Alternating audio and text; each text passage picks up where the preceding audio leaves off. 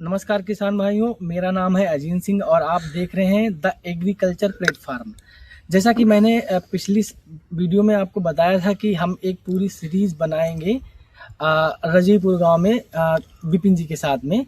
तो आज हम लोग फिर से आ गए हैं विपिन जी के गांव में। तो आज हम लोग बात करेंगे जो नया सीड बिल आया है या नया सीड एक्ट कह सकते हैं, जो उसी के बारे में हम लोग चर्चा करेंगे। क्या मतलब उसमें बदलाव हो रहे हैं या जो बदलाव हुए हैं वो क्या हैं, इसके बारे में विपिन जी से चर्चा करेंगे और उन्हीं के फार्म पे बैठ गए। तो चलिए मिलते हैं विपिन जी से। नमस्कार सर। नमस्कार अजीन जी, क्या हाल चाल है? बढ़िया है सर। तो हम लोग सर ये मतलब जैसे कि हम लोगों की बात हुआ था कि हम लोग एक पूरी सीरीज करेंगे, तो इसमें आज हम लोग बात करना चाहते हैं कि जो नया सीड बिल 2025 में आया है तो उसके बारे में कुछ आप बताइए सर, क्या है ये?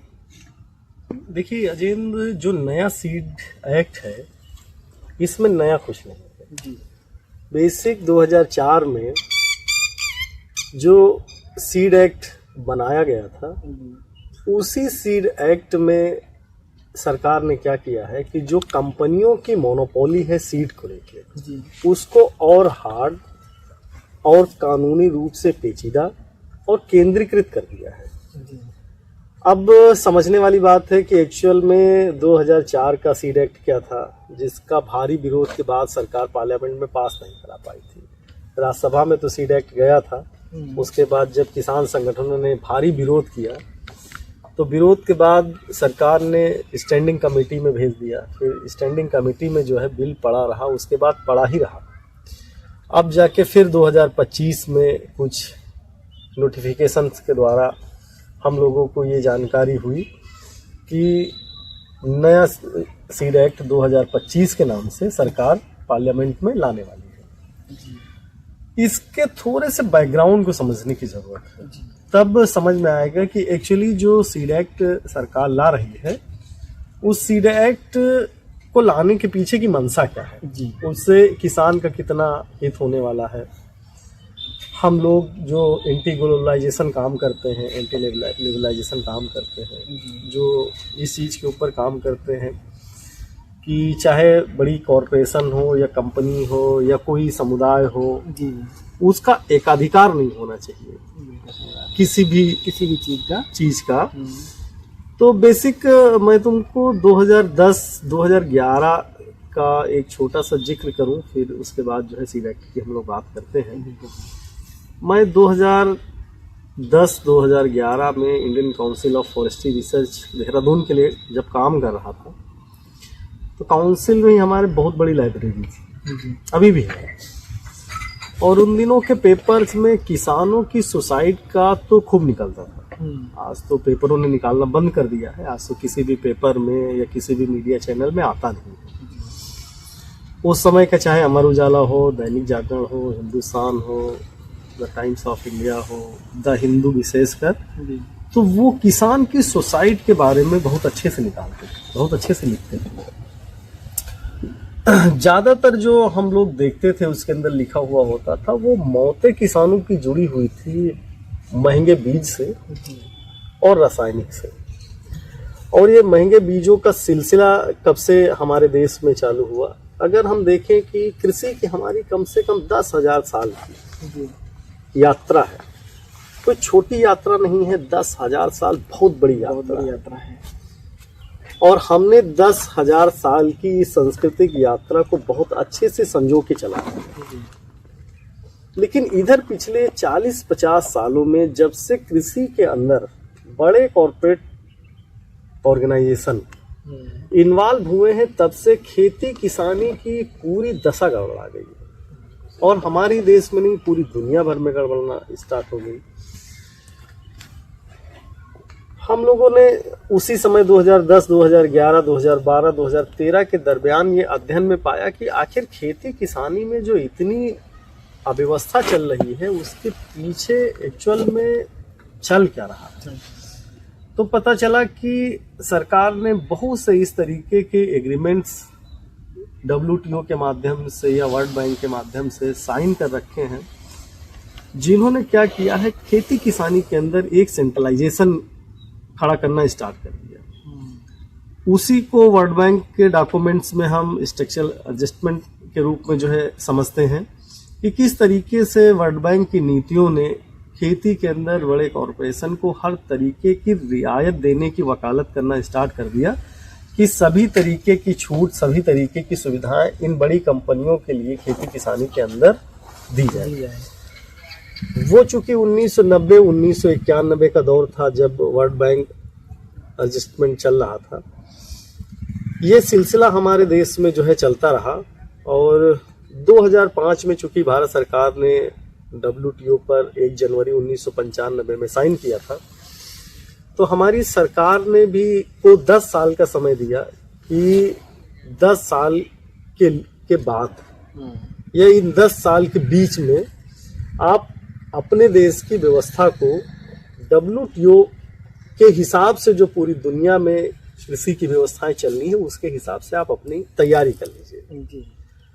जबकि भारत सरकार ने WTO में अपने पक्ष रखे कि जो विकसित देश हैं, विकसित देश इतना आगे निकल गए, हम लोग अविकसित देश हैं, उनके पास हाई टेक्नोलॉजी है, हाई पूंजी है, दुनिया भर की सारी चीजें आप लोगों के पास है, तो हम तो कंपटीशन में किसी तरीके से आपके साथ खड़े नहीं हो सकते हैं। तो उन्होंने 10 साल का समय दिया कि 10 साल तक आप अपनी व्यवस्था का अध्ययन कर लीजिए और 10 साल के बाद जो वर्ल्ड ट्रेड जो WTO का एग्रीमेंट है उस एग्रीमेंट के हिसाब से तैयार होंगे।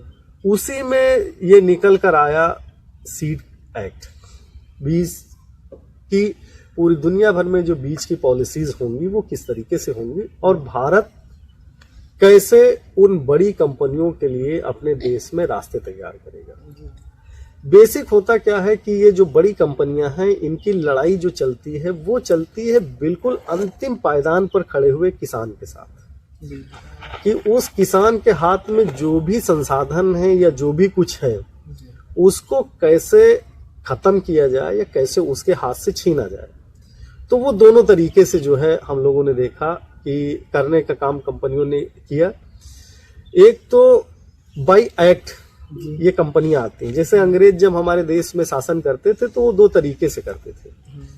एक तो सामाजिक रूप से खत्म करने का काम करते थे और दूसरा उसी चीज को खत्म करने के लिए बाय एक्ट आते थे। जैसे जो ब्रिटिश गवर्नमेंट एक्ट आया तो उससे पहले कंपनी का राज चलता था जिसमें सेना वोना ये सब खड़ी किया, व्यापार पे पूरा कब्जा किया। फिर उसी को जब ब्रिटिश एक्ट बनाया तो उसमें वो एक एक्ट आया कि मतलब एक भारत सरकार होगी जो भारत सरकार का फिर शासन होगा लोगों के ऊपर, ठीक है ना। तो वो बाय एक्ट भी चलते हैं ये बहुत, और ये अब से नहीं, इनके अगर आप 1000 साल के पुराने इतिहास में देखेंगे तो ये सारी चीजें मिलेंगी। जैसे जो ब्रिटिशर्स की हिस्ट्री है वो मैं इसलिए आपको थोड़ा सा बैकग्राउंड बताने का काम कर रहा हूँ, चूंकि हम एक सीरीज में आ रहे हैं तो हम बहुत सी चीजों को जाने कि आखिर हम किस तरीके के जाल में फंस गए हैं और कैसे जो है निकलना है। उसी में जो है आज एक सीट के ऊपर बात हम लोग कर रहे हैं। कोई 1000 साल पहले वो एक नॉर्मन का साम्राज्य था और नॉर्मन्स ने ही जो है ब्रिटेन पे कब्जा कर लिया। तो वो 2 तरीके से नॉर्मन्स काम करते थे, एक तो सेना के बल पे जाके कब्जा कर लिया और दूसरा फिर उसी कब्जा को बरकरार करने के लिए वो बाय एक्ट चले आए और वो 1000 साल के इतिहास में उनके दिखा। सेम वही काम अब भी जो है इस पूरी दुनिया के अंदर इस व्यवस्थाओं के द्वारा हमको देखने को मिलता है कि एक तरीका ये होता है कि किसान को लाभ दो, बाजार को डैमेज करो, बाजार में कूद जाओ, कभी बाजार को उठाओ, कभी बाजार को गिराओ, तो कभी जो है लोगों को फायदा थोड़ा सा हो पर बाजार को नियंत्रित करने वाली जो शक्तियां होती हैं उनको ज्यादा फायदा हो जाता है। फिर इसी को रेगुलाइज भी वो करते हैं, फिर उसी को बाय एक्ट भी लाने का काम करते हैं। तो जो 10 साल का मौका हम लोगों को दिया गया, उस 10 साल में ये था कि भारत वो जो 5-6 बड़ी सीड कंपनियां काम करती हैं उनमें भी सबसे जो ताकतवर है वो मॉन्सेंटो है।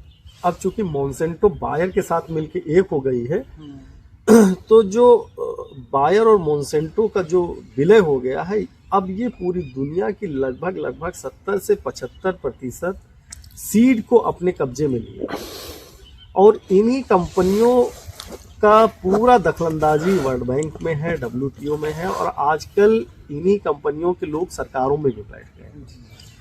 वो डायरेक्ट भी हैं, इनडायरेक्ट भी हैं। मतलब बहुत से ऐसे IAS हैं, सीनियर IAS, जिनको ये कंपनियां अपने यहाँ बुला के ट्रेन करती हैं। बहुत से ICR के जो है वैज्ञानिक हैं जो इन कंपनियों के प्रोजेक्ट्स में जाके तैयार होते हैं, और तैयार होने के बाद ये लोग उन कंपनियों के लिए पूरी पॉलिसी बनाते हैं कि एक्चुअल में करना क्या है खेती किसानी के क्षेत्र में। तो जो 2004 में सीड एक्ट लाया गया, उसका भारी विरोध यहाँ के किसान आंदोलनों ने किया और सिविल सोसाइटी ऑर्गेनाइजेशंस ने किया। किसानों का जो विरोध था, वो विरोध बेसिक इस बात को लेकर था कि एक तो जब ये एक्ट आएगा तो बीज के ऊपर कुछ खास कंपनियों की मोनोपोली हो जाएगी, एकाधिकार हो जाएगा।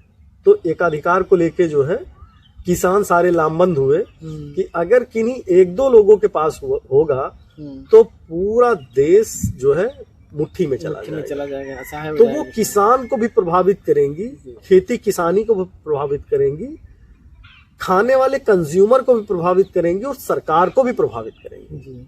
फिर दूसरी चीज थी इनके अंदर कि किसान जो है बीज की अदला बदली नहीं कर सकता है। उत्पादन तो कर सकता है पर बीज की अदला बदली नहीं कर सकता है, और किसान जो अपने बीज तैयार करता है उनकी बिक्री नहीं कर सकता है किसी के साथ, क्योंकि वो मोनोपोली स्थापित करने के लिए ये बाई एक्ट में करने की जरूरत ही थी। और दूसरा क्या था कि हर वैरायटी का किसान को पंजीकरण कराना अनिवार्य था। तो चूंकि आप जानते ही हैं कि किसानों के लिए इन विभागों में, चाहे वो सरकारी हो चाहे वो प्राइवेट हो, वो बहुत मुश्किल काम होता है दौड़ भाग करके जो है किसी भी चीज का पंजीकरण कराना। अब जैसे ही पंजीकरण की बात आती है तुरंत जो है किसान फिर भागने लगता है कि चलो छोड़ो, जब सभी लोग ले रहे हैं तो हम भी ले लेंगे। तो इसलिए भी जो है इस चीज का बड़ा विरोध था कि किसान को अपने ही द्वारा जो चीज वो बना रहा, पैदा कर रहा है, दूसरों को दे रहा है या बेच रहा है, अब उसका वो पंजीकरण कराने जाए, जबकि उसकी वो स्थानीय वैरायटी है, पूरी टेस्टेड है, पूरा उसके बारे में वो जान रहा है कि कितने दिन की वैरायटी है, कितना इसका उत्पादन है, कितने पानी की जरूरत है, किस तरीके की मिट्टी की जरूरत है, किस तरीके के मौसम की जरूरत है। और खास चीज ये है कि जितनी भी स्थानीय वैरायटी किसानों ने जिस भी क्षेत्र में इकट्ठा की है, उनका उत्पादन किया है, चाहे वो किसानों को बिक्री किया हो, चाहे किसानों को बीज के बदले बीज की अदला बदली की हो, आपने कहीं भी कोई खबर न देखी होगी कि वो बीज वैरायटी फेल हो गई। लेकिन जो ये हाइब्रिड्स वैरायटी है या टर्मिनेटेड वैरायटी है, एजेमो वैरायटीज है, आप 99% केसेस देखोगे कि ये फेल हो जाती है। और इसको और थोड़ा सा अच्छा अगर हमारे दर्शक समझ सकें तो मैं बाराबंकी का ही एक आपको किस्सा बताता हूँ। हमारे यहाँ वाटरमेलन, मस्क मेलन की एक वैरायटी, खरबूजे की एक वैरायटी, एक ताइवान की कंपनी है, now you seed India private limited company, अभी हाल ही की तो पिछले साल की है।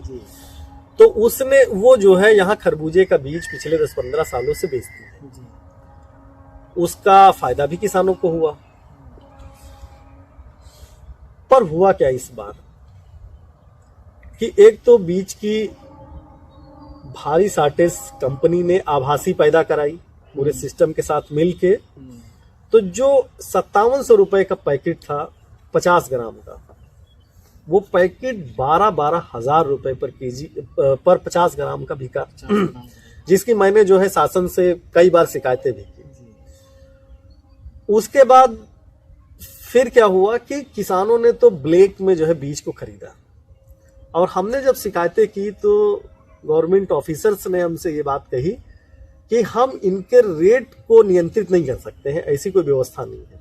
मैं इसलिए आपको ये बात कह रहा हूँ कि 2025 का जो सीड एक्ट है उसमें इस क्लॉज को डाला गया है कि जो कंपनी के द्वारा उत्पादित किया गया बीज है उसके रेट पर सरकार किसी तरीके के हस्तक्षेप नहीं कर सकती है कि उसके रेट को नियंत्रित करे गवर्नमेंट। ठीक है, तो अब किसान के हाथ में बीज है नहीं, कंपनीज के हाथ में आ गया कि गवर्नमेंट किसी तरीके से जो है नियंत्रित नहीं करेगी, तो वो 5700 का बीज वो 57,000 में भी जो है बेचे। अब चूंकि किसान के पास है नहीं, तो आपको लेना हो लीजिए, वो एक अलग कहानी।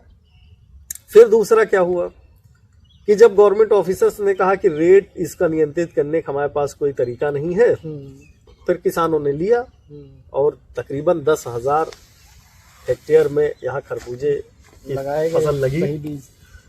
लगने के बाद क्या हुआ कि कुछ तो खेतों में जर्मिनेशन बहुत अच्छा नहीं हुआ, और हो गया तो फ्लावरिंग के टाइम पूरा का पूरा खेत सूखने लगा, और ऐसा बहुत से यहाँ के न्यूज़पेपर्स में और सब कहीं पे खबरें आई। सर किसानों ने कंप्लेन करना स्टार्ट किया कि उनकी खरबूजे की फसल सूखी जा रही है। फिर उस पर कुछ जांच टीमें बनाई गई। जांच टीमों ने जनपद के अलग अलग हिस्सों में जाके किसानों के यहाँ जांच किया, और जांच में आया कि फ्यूजेरियम जो बिल्ट होता है, उस फ्यूजेरियम की वजह से जो है खरबूजा सूखा जा रहा है। अब ताजुब सी बात है कि जो कोई भी फंगस होता है उसकी अपनी एक कॉलोनी होती है, 1 kilometre 2 kilometre 3 kilometre 4 kilometre 10 kilometre, वो उसका अपना एक जो है एरिया है। अब मान लीजिए बाराबंकी 2 हिस्सों में बटा हुआ, एक हिस्से में बीच में नदी जाती है, तो उस हिस्से में फ्यूजेरियम आ गया, लेकिन वो सेम प्रॉब्लम इस हिस्से में भी थी। तो हमने जिलाधिकारी को एक चिट्ठी देके कहा, डीएम बाराबंकी को, कि जो ये जांच रिपोर्ट में फ्यूजेरियम की बात की जा रही है, ये झूठ बोला जा रहा है, क्योंकि ये फ्यूजेरियम की प्रॉब्लम नहीं है, ये बीज ही जेनेटिक रूप से डिफेक्टेड है। तो जिलाधिकारी ने कहा क्या करें, तो हमने कहा सर इसकी जांच कराइए। तो कहा कि हमारी स्तर से तो हो नहीं सकती। तो हमने कहा जिस स्तर से होती है आप उसको चिट्ठी लिखिए। सही बात। तो आप प्रमुख सचिव एग्रीकल्चर को लिखते हैं। तो खैर वो अलग बात रही कि ना वो प्रमुख सचिव को चिट्ठी लिखी गई, ना वो कभी जांच बनी, जांच कमेटी बनी, ना कभी जांच किया। अब ये सब कहने के पीछे का आशय ये है कि इसी एक्ट में इस बात का उल्लेख किया गया है कि जब भी किसान और कंपनी के बीच में कोई विवाद होगा तो किसान के लिए अलग से एक कंज्यूमर फॉरम एक्ट जैसा जो है बनाया जाएगा, जिसमें जाके किसान कंप्लेन करेगा और कंपनी मुआवजा देगी सबको। और उसकी कोई ठीक से व्याख्या नहीं की गई है कि किस तरीके से एक्ट बनेगा, किस तरीके से फोरम बनेगा, कैसे वो काम करेगा, ऐसा उस एक्ट में कोई व्यवस्था प्रक्रियाएं नहीं लिखी, कुछ है नहीं। सबको मालूम है कि यहाँ तहसीलदार से कोई काम कराना हो तो एड़ी और चोटी से पसीना निकल आता है किसान का, उसके बस का नहीं है कि इन कंपनियों से जाके लड़ पाए। सही बात है। तो इसी एक्ट में जो इस बात का उल्लेख किया गया है कि किसान जाके जो है मुआवजे के लिए लड़ सकता है, किसान हालांकि इसमें किया है, सरकार ने किया है कि भाई 3 से 5 लाख रुपए तक का मुआवजा कंपनी को देना पड़ेगा और 30 साल तक की सजा है। तो कोई भी किसान इन कंपनियों से कहीं लड़ नहीं पाया, पूरी दुनिया में नहीं लड़ पाया। ठीक है। अब इस एक्ट में जो सेम पैकेजिंग, लेबलिंग और जो सारे रेगुलेशन छोटे किसान के लिए भी बनाए गए हैं, वो सारे इसमें फंस जाएंगे। जो अपना जो है छोटा मोटा भी बीज का कारोबार, मैं इससे बहुत से किसानों को जानता हूं जो पूरे देश भर में है। हम लोगों को भी बीज की जरूरत पड़ती है तो बहुत थोड़ा पैसा दे के बीज मंगा लेते हैं। मैं ऐसे कई किसान हैं जिनका नाम नहीं लेना चाहता हूं, पर उनसे मैं 250-250 रुपए में वो मुझे 20-20 वैरायटी का थोड़ा थोड़ा बीज भेज देते हैं। मतलब आप समझिए कि अगर वही बीज मुझे किसी कंपनी से लेना पड़े तो वो बीज मुझे मिलेगा 15,000 रुपए का, पर वो 250 रुपए में भेज देते हैं। 50-60 रुपए कोरियर चार्ज लगता है, 300 रुपए में हमको मिल जाता है।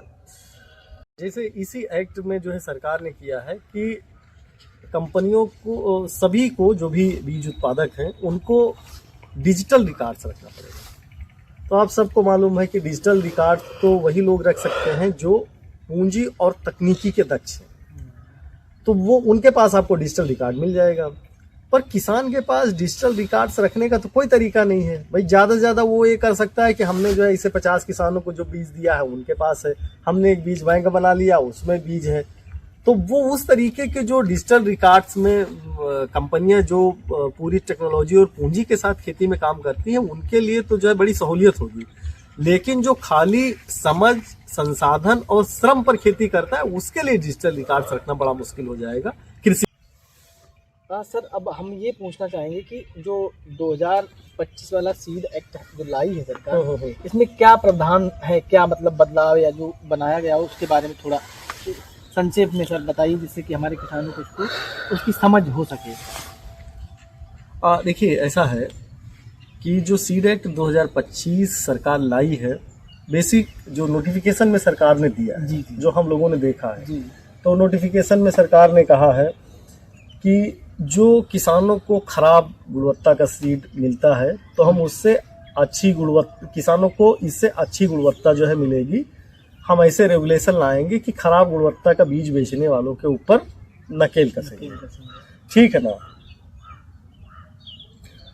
अभी तक क्या होता था, सरकार का तर्क है इस बिल के पीछे कि बहुत तरीके के ऐसे बीज जो कंपनियां बेचती हैं, जो बहुत जगह ट्रायल्स में फेल हो जाते हैं या किसानों को खेत में फेल हो जाते हैं, तो वो जो फेल हो जाते हैं उनकी जगह पर जो है उन कंपनियों के ऊपर मुकदमा दर्ज किए जाएंगे, आर्थिक जुर्माना लगेंगे, साथ ही जो है उनके ऊपर सजा का प्रावधान किया जाएगा।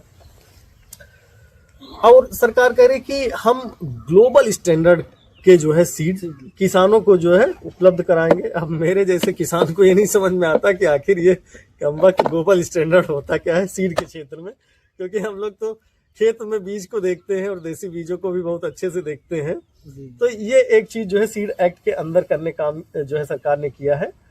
दूसरा क्या कह रही है कि सरकार कह रही है कि सीड रजिस्ट्रेशन हर किसी को करना अनिवार्य होगा। हर किसी को तो देखिए उसमें होता क्या है कि बड़ी कंपनीज रजिस्ट्रेशन करा लेती हैं, हमारे बहुत से इंस्टीट्यूट रजिस्ट्रेशन करा लेते हैं, बड़े कॉरपोरेशन तो बहुत इजीली जो है रजिस्ट्रेशन करा लेते हैं, सर्टिफिकेशन करा लेते हैं, लेकिन जो छोटे किसान हैं वो सारे इस रजिस्ट्रेशन की प्रक्रिया में फेल हो जाएंगे। जैसे आप उसको अगर उदाहरण से समझो बहुत अच्छा समझ में आएगा। मैं इस चीज को इसलिए भी साथ में ले चल रहा हूँ कि ये हमारे छोटे किसानों के साथ सबसे बड़ा धोखा होगा। और चूंकि भारत में जो खेती किसानी है वो 80-85% छोटे किसानों के द्वारा के पास ही है, तो ये कोई मेरे अपने अकेले किसान की बात नहीं है, वो 80-85% किसानों की बात है जो छोटे किसान हैं जो खेती के अंदर जुटे हुए हैं।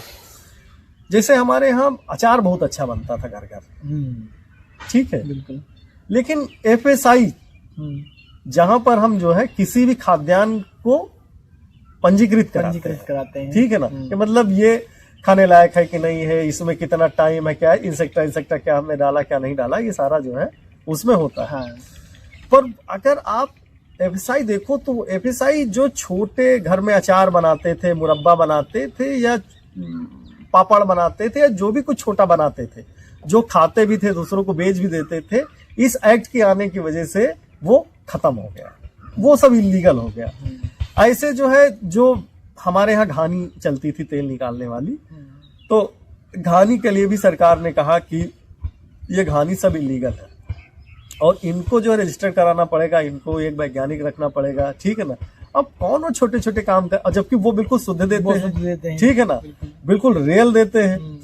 तो अब इस एक्ट में जो हम पंजीकरण वाले एक्ट में जब जाते हैं तो उसमें शुद्धता और अच्छाई की कोई बात नहीं होती है, उसमें होता है पूंजी और तकनीकी का कि किसके पास है, वो उसके पक्ष में चला जाता है। अब छोटे किसान के पास ना पूंजी है, ना तकनीकी ज्ञान है, ना भागने दौड़ने का और ना कागजी कार्रवाई समझने का जो है उसके पास अपना एक नजरिया है जो सरकार ने बनाया है या जो इस एक्ट के द्वारा जो है आने काम कर रहा।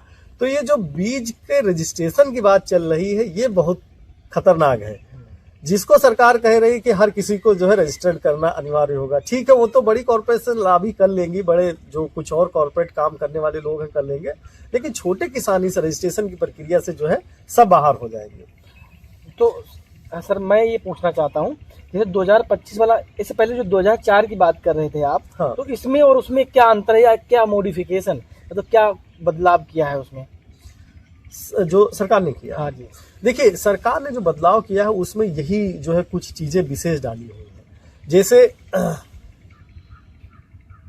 एक तो पुराने वाले सीड में ये रजिस्ट्रेशन की बाध्यता नहीं थी, ठीक है ना, नए वाले सीड एक्ट में रजिस्ट्रेशन की अनिवार्यता कर दिया है, ठीक है ना। पुराने वाले सीड एक्ट में ये था कि किसान बीज का उत्पादन कर सकते हैं बिक्री भी कर सकते हैं और अदला बदली भी कर सकते हैं। नए सीड एक्ट में क्या हुआ, किसान उत्पादन कर सकता है, अदला बदली भी कर सकता है, लेकिन बिक्री नहीं कर सकता है। ठीक है ना। बिक्री के लिए उसको दुनिया भर की टेस्टिंग, परीक्षण करना पड़ेगा। अरे यार, परीक्षण तो अपने खेत में कर लेते हैं ना, हमको उसके लिए कोई लैब की जरूरत थोड़ा है। हमारा खेत जो है लैब है, हम उसमें टेस्टिंग कर लेते हैं कि उसका कितना जर्मिनेशन है, कितने दिन की वैरायटी है, कितने मौसम में जो है उसके अंदर किस तरीके का जो है फलन होता है, वो सब हम कर लेते हैं। करने के बाद हम दूसरे को देते हैं।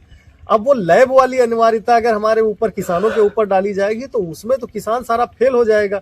इसलिए हम लोग जो है इस नए बीज बिल से थोड़ा सा इसको अपोज कर रहे हैं। अभी आप देखिए कि देश भर में किसान संगठनों ने, किसानों ने जो इस बीज के मोनोपोली को, एकाधिकार को समझते हैं, उन लोगों ने आंदोलन करना स्टार्ट कर दिया है कि अगर ये बीज एक्ट आ गया, ये बीज जो है, ये बीज बिल अगर एक्ट में तब्दील हो गया तो सारी किसानों की स्वतंत्रता छिन जाएगी, सारा बीज उनका खत्म हो जाएगा। इसमें ये कर दिया है कि अगर सीड जो है फेल होता है, एक जो है अभी तक क्या करती थी कि सरकार सर्टिफिकेशन का काम करती थी सीड का। अब सरकार ने क्या कहा है कि निजी सेक्टर भी सर्टिफिकेशन का काम करेगा। अब निजी सेक्टर सर्टिफिकेशन का काम करेगा तो वो कौन से लोग होंगे?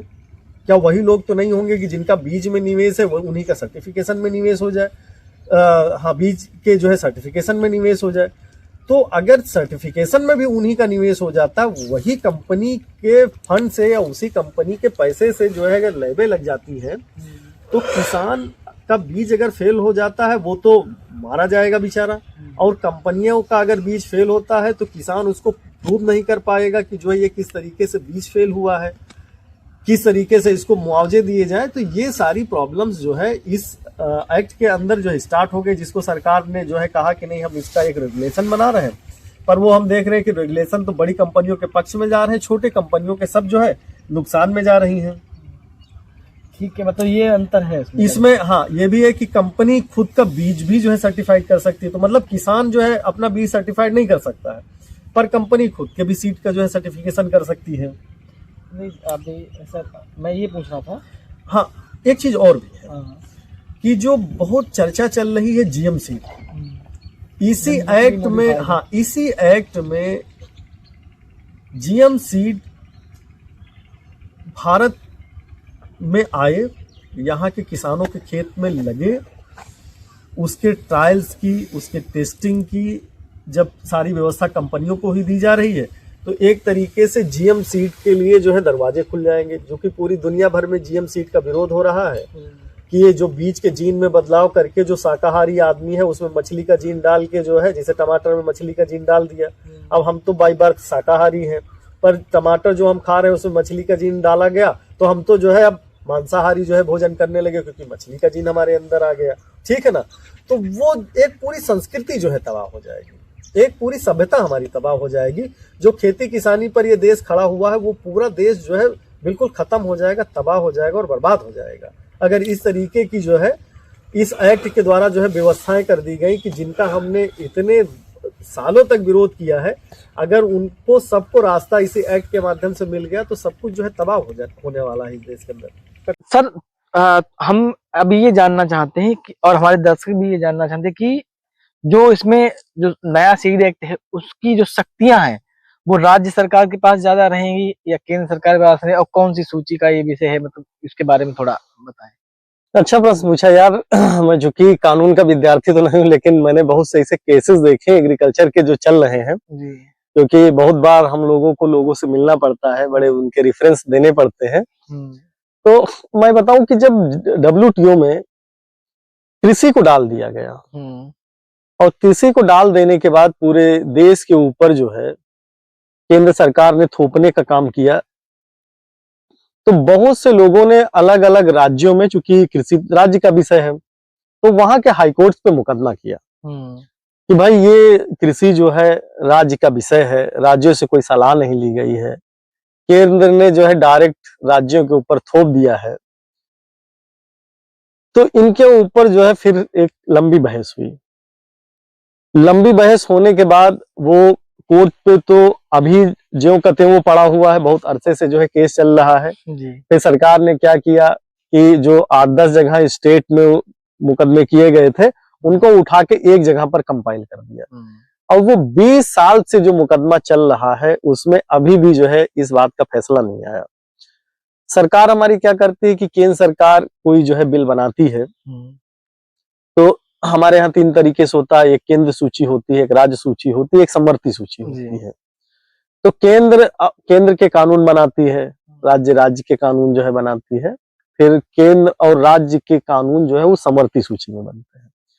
लेकिन जहां पर केंद्र और राज्य की टकराहट होती है वहां पर केंद्रीय अधिसूची जो है वो भारी होती है राज्यों के ऊपर। तो ये समवर्ती सूची में डाल के जो है कानून बनाए जाते हैं, तो राज्य बाध्य हो जाते हैं उन कानूनों को मानने के लिए। अब ये जो भी कानून बनाया जाएगा, राज्य सरकारों को इन कानूनों को अपने हिसाब से जो है अपने यहाँ पर लागू करने पड़ेंगे, अपनी पूरी मशीनरी लगानी पड़ेगी। तो एक तरीके से विषय तो एग्रीकल्चर जो है वो राज्य का है, लेकिन यहाँ पर जो भी कुछ देखने को मिल रहा वो केंद्र का ही देखने को मिल रहा है। केंद्र की ही चलती हुई दिखेगी आगे जो है, जो भी व्यवस्था बनाई जाएगी उसमें सब केंद्र के द्वारा ही जो है बना के राज्यों को एक तरीके से दिया जाएगा कि ये रेगुलेशंस अब आप अपने यहाँ पर लागू करिए। इस तरीके से ये होगा। मतलब ये है कि केंद्र के पास ही शक्तियां रहेंगी। हाँ, केंद्र के पास ही जो है शक्तियां होती हैं। ठीक है सर।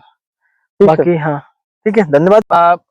हमें लगता है सीड जो एक्ट 25 में आया है उस पे जो चर्चाएं हुई उससे हमारे किसानों को सही और सटीक जानकारी मिली है और उनके समझ में भी आया होगा कि आपने जो बताया है वो एकदम मतलब सही चीजें हैं।